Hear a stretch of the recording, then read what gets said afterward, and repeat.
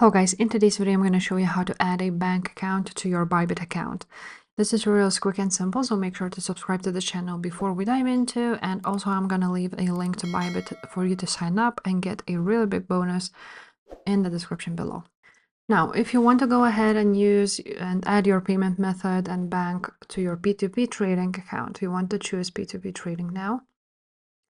Open it up, and after that click those three dots in at the top and click user center, and after that you're gonna click payment method, and after that you're gonna click add now, and now you will have an option to add your bank transfer option, like a bank account number and so on and so forth. After that you're just gonna click confirm. Now if you want to just use your bank account to deposit cryptocurrency, for example, then you would need to go to assets, click deposit your currency. After that, choose easy bank payment or SEPA, click continue.